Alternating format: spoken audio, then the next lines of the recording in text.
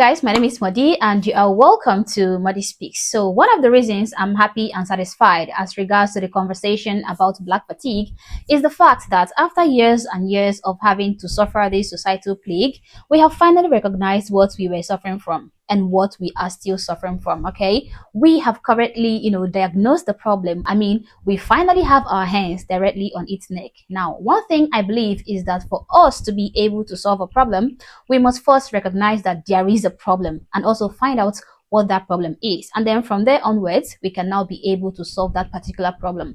It is kind of like the same thing with questions, be it academic questions like in examinations or whatever. If you do not understand the question you were being asked in, let's say, an academic examination, then there is no way you are getting the answer correctly. You first have to understand the question you were asked for you to answer it correctly. Now, that is why I am happy that people are finally speaking up about this phenomenon called black fatigue, because now that it is being widely recognized, maybe discussions around this issue can help put an end to this nonsense. Now, that brings us to this video I stumbled across just, I think a few days ago.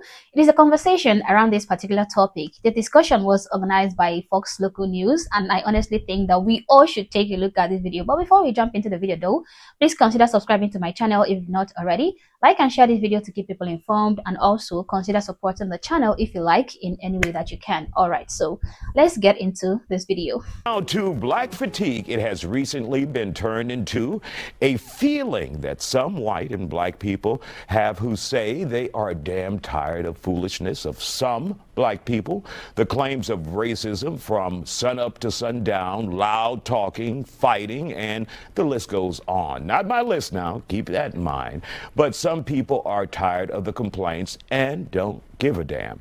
Here's what one TikTok user had to say about it. Not racist, and I know y'all have been told this is racist, but it's not. It's not racist to call black people out for their behavior and what they're doing to society at this moment. I'm glad people are noticing this because it's been so many years and it's finally catching up to y'all.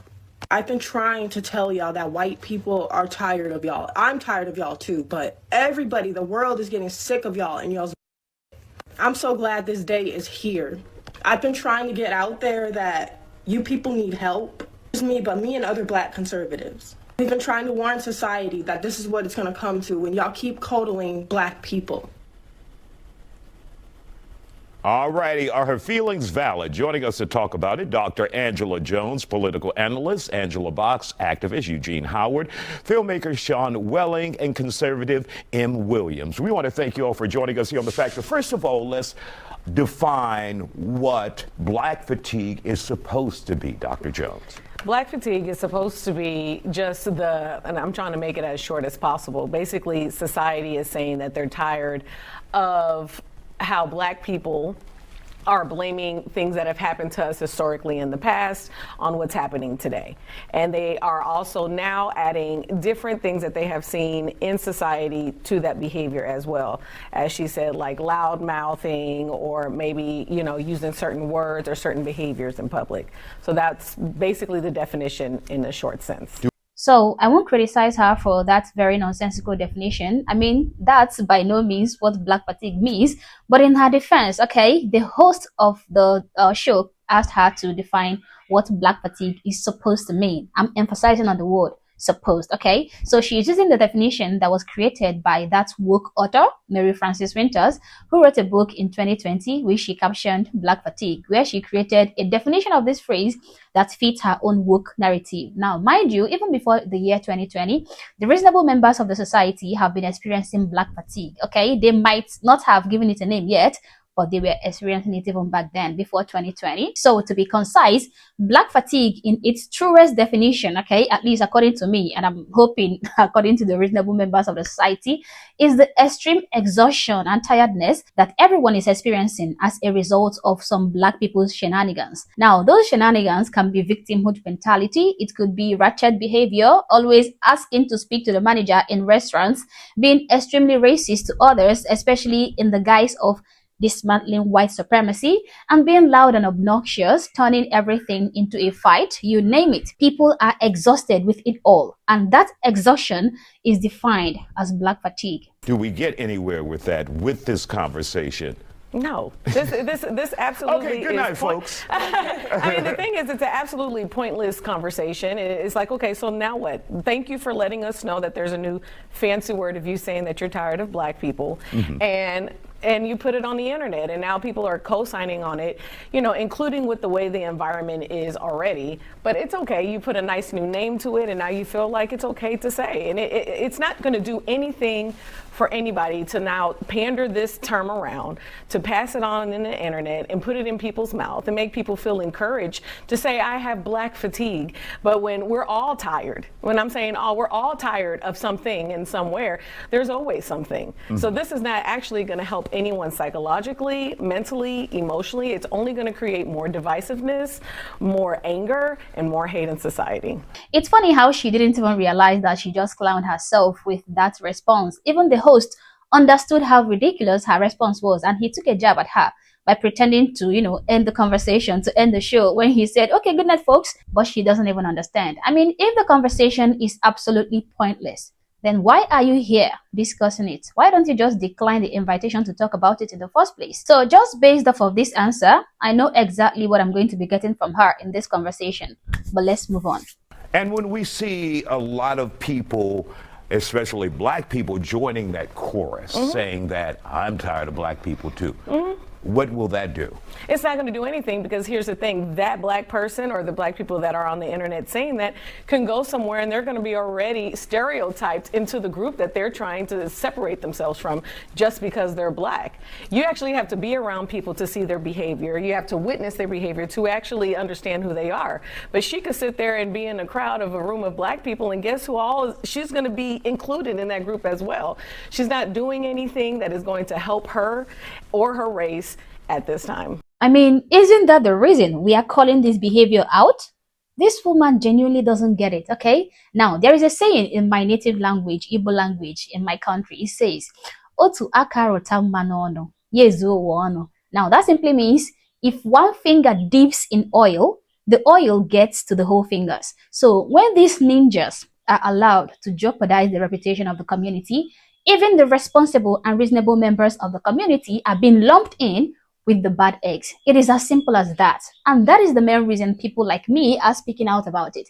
We are tired beyond repair, 100 times more tired than even other people. We are criticizing this plague because we want it discontinued. We don't want to be seen as victimized and incapable of polished behavior. Woman, please borrow some common sense for yourself. All right, Angela, let's hear from you. Your thoughts about this black fatigue. Well, with all due respect to Angela, number one, I really disagree with this. It is a completely behavior-based issue. And when white people, black people, Hispanic people are saying we have black fatigue because of the behavior of some black people, we've all seen it. We all know what it is.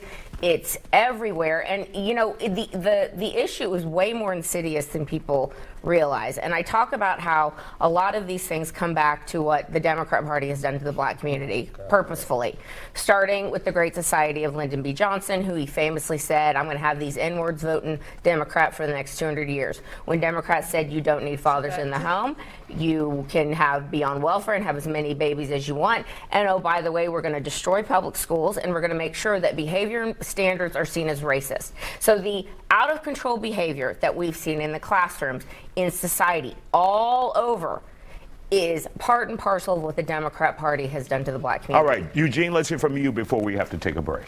Man, why are we all? What does the Democrat Party have to do with black fatigue? Everything. Hold on. Okay, first of all, I think he asked Eugene. So last time I checked, I'm Eugene on stage. So sorry for disrupting the clip again, but let me just say something, okay? I always believe in my instincts, okay? Now, immediately I came across this guy.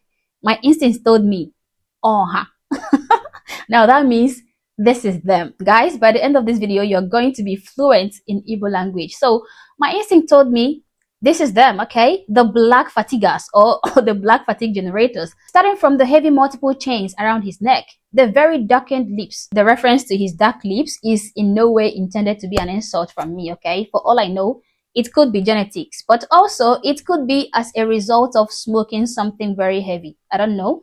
I'm just saying. But let's just give him the benefit of doubt and hear what he has to say. The Democratic Party has nothing to do with black fatigue. What the original term from the actual black community of black fatigue was after every other community decided to vote, since you want to talk politics, Donald Trump, then black folks said, we're going to sit this one out. We're going to let this thing burn down and we're going to go have a good time because we're tired. We have been struggling. Our grandparents, our great-grandparents, our great-great-great-great-great-grandparents have been fighting this same. And again, I know this is off topic, but those white foams coming out of the corners of his mouth are so irritating. I'm sorry, but I had to point it out. Fight. So if you guys want to turn around, you know, he said the N-word. Why don't you guys feel so comfortable? Just say it. Just go ahead and say the N-word. We're you know, if it's so okay, if you're so fatigued, if you don't want to recognize the civil rights plight, go ahead and say the N-word. No one's stopping you. It's a free country, not on right? this show, Eugene. I mean, I'm just about saying. to lose me my show. but that's my point. It's a lot of things that they want to use code words, whether it's DEI, whether it's black fatigue. They just want to be able to say the N-word without being able to say the N-word. Black fatigue. Always the victim. Always invoking the great-great-great-great-grandfather struggles. Civil rights this and civil rights that. Even when we've had a black president and countless individuals, black individuals like crazy Jasmine Crockett, clowning themselves in Congress. Now, this man is the embodiment of black fatigue. If at all you are still confused on the practical representation of black fatigue, please look no further. Here it is. Automatically, he is playing the victim. He is accusing others as people who just want to use the N-word, who just want to say the N-word, conveniently disregarding the fact that even fellow black people like me are equally tired of the nonsense. Okay, are we trying to use the N-word? Let me turn the tables and accuse everyone of being racist to me so that they will kind of leave me alone. Classic black fatigue. And I agree that degeneracy is not limited to black people. Of course, every country, every society will always have scoundrels, okay? But now it becomes a problem for black people if the perpetrators are 90% of the time black. And that reminds me of a saying that I always see on the internet. It goes, it's not only them, but it is always them. And remember, they are only the 13% of the population. Yet, 90% of the time, it is always them. That speaks volumes. Do you not find certain behaviors objectionable? Or you think it's cool? Listen, I live in a rural community. I see a whole bunch of unruly white folks, Hispanic folks. So it's not just the black community, but we always want to emphasize on black when it's negative. All right, we'll take a break there. Don't go anywhere. We'll continue our discussion after the break. Welcome back to The Factor Uncensored. We continue our discussion on black fatigue tonight. The feeling involves the stress that some black people deal with when it comes to constant exposure to racism. But there are people on both sides and inside and outside the black community who say they are tired of hearing about it. Our guests are back here on The Factor.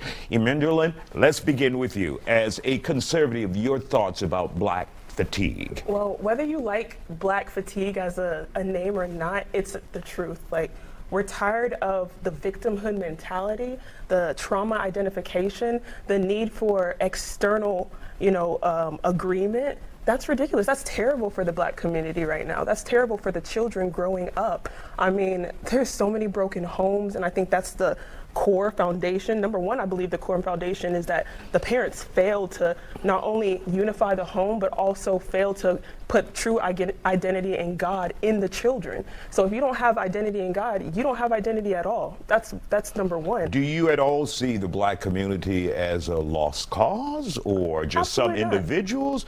What? I don't believe the black community is a lost cause at all. I just believe that we need to stop as a whole with all of this complaining. We need to move past the past and, become better. As an American, my parents were actually Nigerian. They came here in the 80s and they grew up here. They had me and my brothers, and we're all successful and not one complaint through our entire childhood. Nigerian, I'm not surprised. I mean, she's intelligent, speaks facts. Africans always distinguish themselves, especially Nigerians. I mean, you can always tell. We're not brainwashed by the media or by white saviors who are constantly telling us how oppressed we are and how we are owed reparations and how our phantom traumas from slavery is affecting our success or our progress. And yeah, I called the slavery traumas phantom because they are not real. And we never experienced slavery, never. But now we complain more than the actual victims of slavery. So It is phantom traumas. They said, work for what you need, work for what you're gonna get, and you will get it. God placed talent in all of us, black, white, whatever you may, call yourself, but God placed, all of these great things within us. Why should I now say, oh, well, a white person thinks this of me, or there's racism here and there? I don't think about that. I don't wake up every morning and have racism and all of these negative things on my mind. I move forward and I move past that. All right. I know you're wondering why I'm laughing. Well, I will show you, okay? Now I'm going to show you that part again. I want you to look at the black fatigue generator. Of course, you know who I'm talking about, okay? Now, I want you to take a look at his hands. Yeah, just his hands. White, whatever you may, call yourself, but God placed, all of these great things with. He's raising up his hands. He wants to speak so bad. He couldn't hold it in, okay? In his mind, he's like, I couldn't disagree more. I couldn't disagree more. He's disagreeing with what the Nigerian lady is saying. So yeah, I don't think the black fatigue is a lost cause, but he in particular, I think he is a lost cause. That's that. All right, Sean, let's hear from you. Your thoughts about this conversation and the term that we now hear. And again, I was so taken by your speech. The term we're talking about is black, what was it again? It's fatigue. Okay, so on black fatigue, and coming from somebody, and I think I agree with her tremendously, having a school for 3 decades, it was the first hip-hop dance school in the country. It's a cancer to tell a young kid that they're oppressed, that they're less than, and the world's against them. Right from the beginning, you're setting a standard by which they have to overcome something, when really you need to put God in them and tell them how great things are for them. Amen. So I was never around black people to complain. All the actors and dancers I was around, they had a sense of purpose. They were dynamic and they never complained. So to me, it's really what I get is in social media is a lot of white people complaining and creating this problem, saying, look, watch out, these people are in trouble. I'm like, back off. Let them create their own destiny. Absolutely. So I don't see that as being the black issue. I see more of a liberal white situation when they're not even in a position to complain or talk about it. They're virtue signaling, and it drives us nuts. And he made a very good point, okay? Black people as a whole shouldn't propagate this idea of victimhood, because the more they engage in it, even their children adopt it too. And just like that, this sense of inferiority comes in, and what follows it is the belief that they are being oppressed, briefly followed by the demand to be compensated for their oppression. And this is what gave rise to affirmative action, to DEI and all those other nonsense. And again, that was why I mentioned the white savior complex, okay? When these white saviors and other non-black individuals try to make themselves feel better by pointing out to black people how oppressed and how marginalized they are. That reminds me of a video I recently stumbled upon on the internet where this horrible Asian woman was telling black people that white people prefer their pets to them. White people have always prioritized pets over black people. Not as a joke, as policy, as culture, as strategy. You ever seen a white woman weep for a rescue dog, but not blink at a black child shot in the back? That's not a quirk.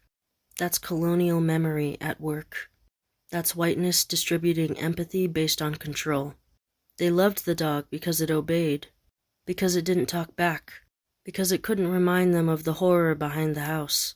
But black people were never allowed to be innocent. They were property, then threat, and the dog got more compassion than the enslaved. Dogs got names, graves, paintings. Black people got numbers, chains, and unmarked soil. White feelings will organize a march for a dolphin, but stay silent during genocide. Yeah, when I saw the video, I was like, shut the F up. Who made you the spokesperson for black people? Why are you trying to raise grift with black people? I mean, these problems are sometimes being engineered by so-called saviors too. Now, whether you fall for that trick determines the kind of black person you are. Ninja or honorable black person. Okay. Dr. Jones? You know, the conversation that we're having here is whether black fatigue is a real thing. But the problem is that the reason this topic has come back up is because of the viral video that recently came out of the woman that called a 5-year-old autistic kid the N-word. And then she raised $700,000 by a Christian organization, and I am Christian as well, so I just want to put that out there as well. And she raised $300,000 from another organization. I don't know if she actually got that money, but then this video from the person who originally started putting this on TikTok came out in reference to that. Yeah. Now, I am a first-generation American as well, and I was taught a certain way as well. But what we cannot ignore is the things that have set us back as a community. The reason we are not where we're supposed to be is because we are still only a couple of decades away from what we have been oppressed from and the things that we have gone Constantly from. looking at the past. My grandma, Real quick, let Dr. Jones talk. Okay. And so my grandmother, who just passed away last week, was there for the civil rights, was there for everything like that. And I was there to see all of those things as well. It cannot be ignored that these things are still oppressing our community. I understand, and I actually agree. I was instilled hard work, go to school, do what you're supposed to do. And I did, but I'm not going to sit there and ignore as though the people in my community, not everyone had that opportunity. So at the end of the day, to say yes, we're tired of it, but let's go in every community. We could sit there and say there's white fatigue, there's Hispanic fatigue, there's Asian fatigue, there's fatigue in everywhere. But the problem is that they're always emphasizing the black community as the pitch. It's the behavior in every The behavior is the problem. Now, here's what's disgusting. We're coming up on the 5-year And we got 30 anniversary seconds, of guys. the St. George, Florida fentanyl dying. And every white liberal, and excuse me, every white liberal on planet Earth said that George Floyd is the epitome of black people, and we had billions and billions. She might be fourth generation American, but she's definitely not from sub-Saharan Africa. Now, I didn't Google her, I just know. Now, to say that the issue of black fatigue is now mainstream simply because that woman made a video about it is not entirely true, okay? Because in my previous videos on this topic, I showed you guys a video on black fatigue made 3 years ago. It was made by this guy called Wild Bill. You can check it out later. I will link it here. I think it's here on YouTube. And I started mentioning this phrase since last year, okay? Earlier when I started this YouTube channel. So yeah, people have been experiencing it. And Shiloh Hendricks was only able to secure that much money because even though it was wrong of her to use a racial slur on what looks like an 11-year-old boy who stole an item from her toddler, people were totally tired of the nonsense, okay? People were already having fatigue. Remember, right before that incident, we just witnessed a black college student get rewarded massively for brutally ending the life of another white college kid. And black people justified his actions simply because of his skin color. So yeah, Shiloh Hendricks was able to gather so much funds because people were totally fed up with the double standard, with the two-tier justice system, how an entire community would be more enraged over words but act totally okay when a white kid is murdered in cold blood by a black boy. When I personally made a video complaining about black fatigue, I hadn't seen the term used anyway, honestly. I simply took a look at what was happening in the society, the extreme rottenness I'm witnessing mainly coming out of certain black individuals.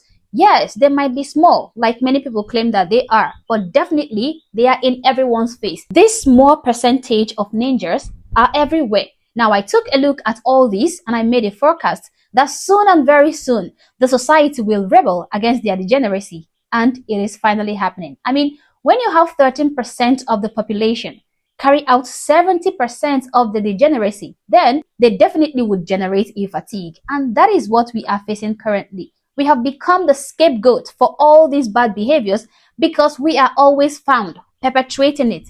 Again, remember that saying, it is not only them, but it is always them. So guys, you heard that, you saw that. I don't think there's anything I'm going to tell you that you have not heard before. But I think it is really important that we are having this conversation. I mean, we have identified this problem. We have understood its detriment. Now we need to solve it. We need to make it extinct. Now, I personally think that the first step in solving this issue is by getting rid of our victim mentality, that slave mentality. We need to embrace good morals, quality education. We need to start carrying ourselves with respect and also start treating others with respect, because in the end, respect is reciprocal. We need to establish the importance of faith. We need fathers back in the home. We need to eradicate baby mama culture. We need to completely destroy gangbang culture. We need to love and value the country we live in. Strive to be upright citizens, okay? Totally do away with the blame game. Commit less crimes. Just be responsible individuals. There's no way we will be this way, this new way, and still attract negative attention of the society. I mean, the fact that no one ever mentions the Native Americans in any negative connotation should be a hard lesson for us all. And fun fact, they are the natives of this land. They even, I think, they have the right to make noise, but yet they chose not to. So carry yourselves with dignity, and believe me, it will be reciprocated. As always, guys, these are my thoughts, these are my opinions, but feel free to share yours in the comment section below, but do so respectfully. Also, if you're not yet subscribed to the channel, honestly, I don't know what you're waiting for. Subscribe to the channel. Like and share this video to keep people informed, and consider joining my membership or buy me a coffee if you like, as a way of supporting the channel. Thank you for watching this video, and I hope to catch you on the next one. For now, peace.